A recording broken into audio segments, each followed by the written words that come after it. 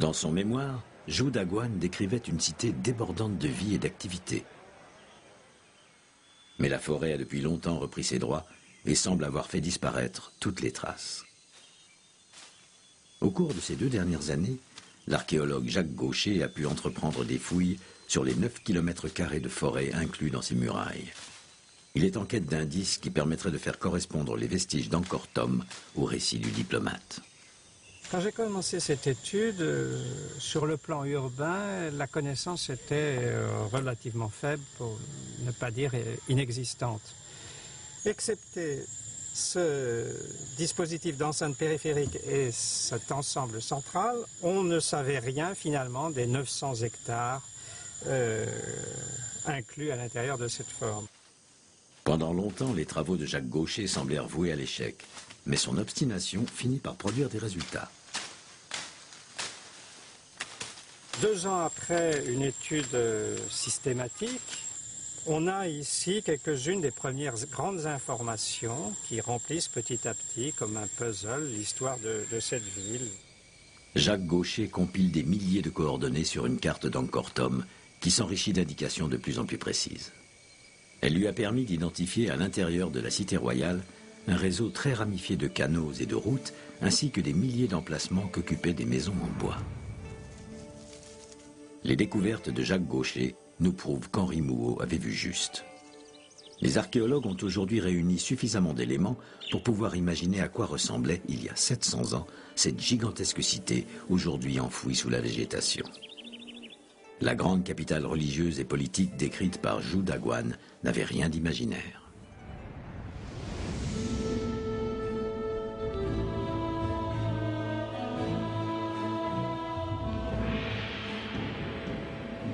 C'est parce qu'ils avaient vu ces monuments que les marchands qui ont traversé les océans nous ont si souvent parlé du riche et noble Cambodge. Si l'on cherche des lions et des bouddhas en or, des éléphants et des chevaux en bronze, c'est ici qu'on les trouvera.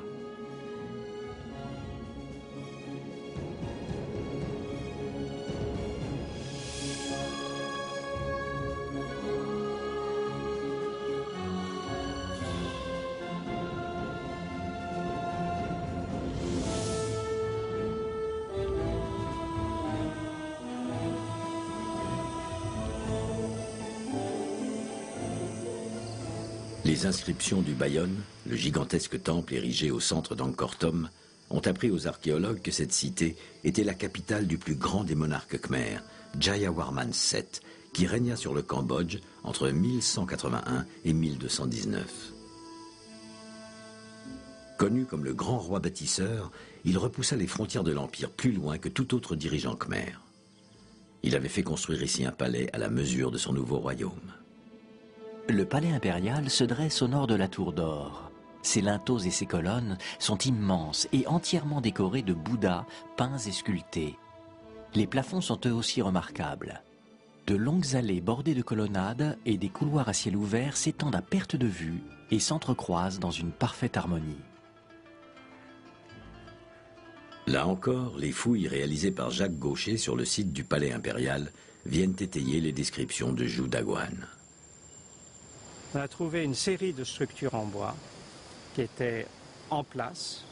On a trouvé des colonnes tronquées qui avaient été cassées, vraisemblablement, mais dont il restait à peu près 1 mètre, 1 mètre 20. L'aspect de l'imposant bâtiment que ces découvertes ont permis de reconstituer est tout à fait conforme aux descriptions du diplomate. Les éléments découverts aux abords du palais impérial nous livrent une image des rois khmers régnant en monarque absolu sur leur peuple. Les récits de Zhou Daguan viennent ajouter les détails de la vie à cette image. Chaque fois que j'ai été reçu au palais pour une audience auprès du roi, il est apparu accompagné de son épouse principale et est venu prendre place dans l'embrasure de la fenêtre d'or de la grande salle d'audience.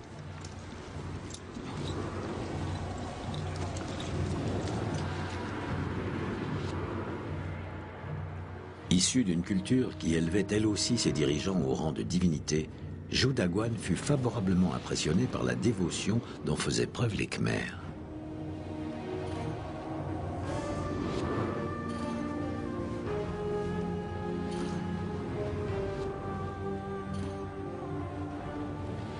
Ces gens savent ce qui est dû à un roi.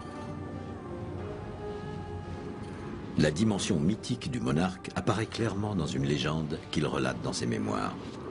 Mais peut-être faut-il y lire aussi l'influence du regard d'un voyageur chinois du XIIIe siècle. Une tour en or s'élève du palais, et chaque nuit, le roi se retire à son sommet pour dormir. Il est communément admis qu'un génie à la forme de serpent à 9 têtes vit dans cette tour. Il est le maître de tout le royaume. Chaque nuit, le génie apparaît sous la forme d'une femme à laquelle le souverain s'accouple. Si une nuit le génie n'apparaît pas, c'est que la mort du roi est proche. Si le roi vient à manquer son rendez-vous, une catastrophe s'ensuivra rapidement.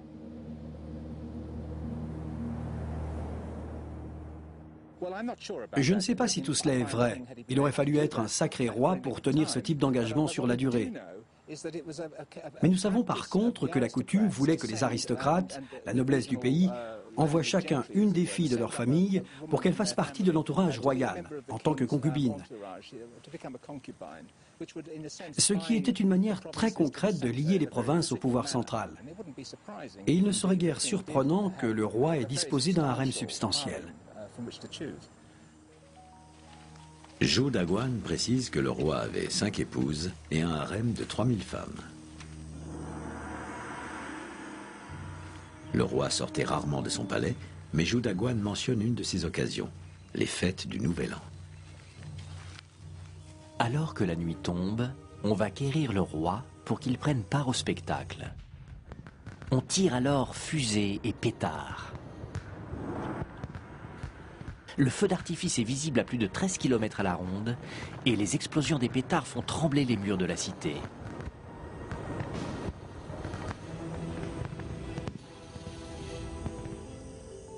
Le roi était secondé par une armée très hiérarchisée de bureaucrates dont on trouve la représentation sur les bas-reliefs d'Angkor.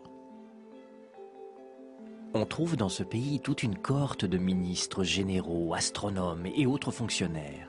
Puis viennent toutes sortes d'employés subalternes qui ne diffèrent des nôtres que par le nom. Ils étaient probablement les descendants des fonctionnaires nommés par Jayawarman 5 siècles auparavant.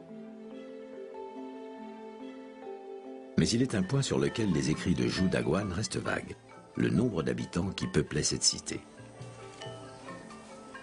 Des inscriptions découvertes sur le temple de Taprom nous fournissent quelques indications.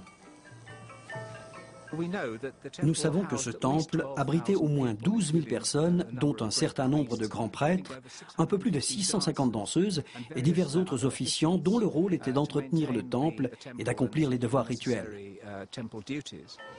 Si un seul temple occupait 12 000 personnes, quel pouvait être le chiffre global de la population d'Angkor Thom?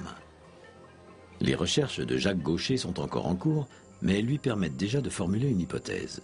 Et selon lui, la ville devait abriter entre 90 000 et 150 000 habitants.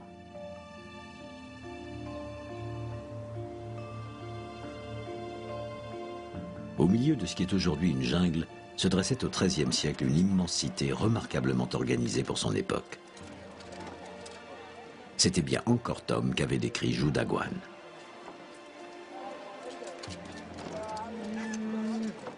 Mais alors, peut-être la forêt dissimulait-elle encore d'autres surprises?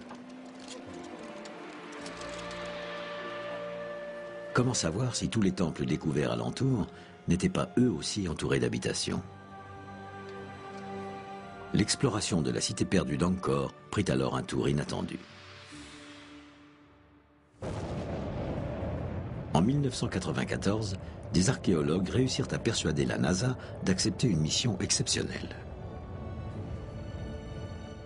L'agence spatiale avait développé un nouveau type de radar permettant l'observation au travers d'une couverture végétale. L'idée était de s'en servir pour sonder la région d'Angkor lors du passage de la navette Endeavour au-dessus du sud-est asiatique.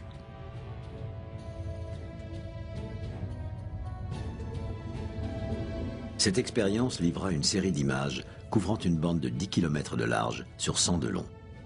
Pour la première fois, les scientifiques eurent ainsi accès à une vision globale de la zone couverte par des infrastructures urbaines à l'époque de leur plus grande extension.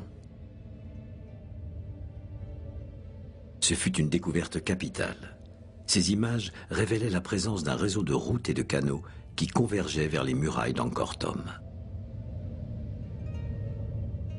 Elles nous montraient ainsi que toute la région contribuait à ce qu'on appellerait désormais la zone centrale d'Angkor. Elles dessinaient la carte d'une zone habitée dont la superficie au XIIIe siècle était comparable à celle du Grand Paris d'aujourd'hui. Le défi était maintenant de retrouver sur le terrain les traces de ce qui avait été repéré depuis l'espace. Il faut imaginer que Angkor, c'est quand même une surface d'à peu près 400 km² et qu'on n'aura jamais fini de fouiller tout ça. On ne sait pas, il y a des tas de choses qu'on ignore, d'autant plus que pendant très longtemps, on a été ébloui, à juste titre, par les temples. Et que par conséquent, on n'a pas eu le temps, ni les moyens, ni le temps, oui, de creuser pour en savoir plus. Christophe Pottier est architecte et archéologue. Il s'appuie sur les images radars pour tenter de retrouver sur le terrain les contours et la disposition de l'antique cité d'Angkor. Comme les églises de nos villages européens, chacun de ces temples perdus dans la jungle était le centre d'une petite agglomération. En dressant leur inventaire complet, on pourra évaluer la taille de chaque groupe d'habitation et retrouver ainsi les véritables dimensions de la métropole.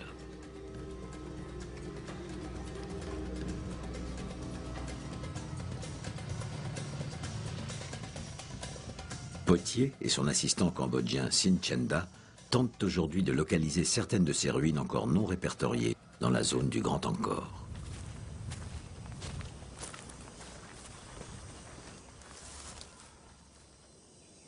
Ce temple était sans doute le cœur d'un village abritant entre 100 et 300 habitants. Pottier et ses collègues ont établi qu'il existe dans la région plusieurs milliers de temples comme celui-ci. Le chiffre de population que cela suggère est tout simplement ahurissant.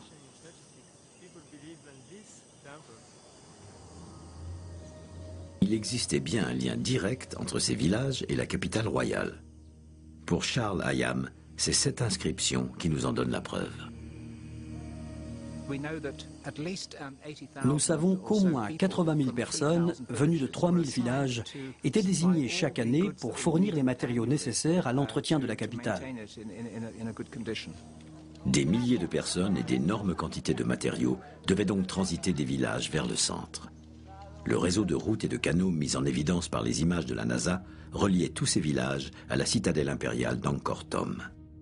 De nombreuses inscriptions désignent le grand roi bâtisseur Jayawarman VII comme l'instigateur de ces réalisations.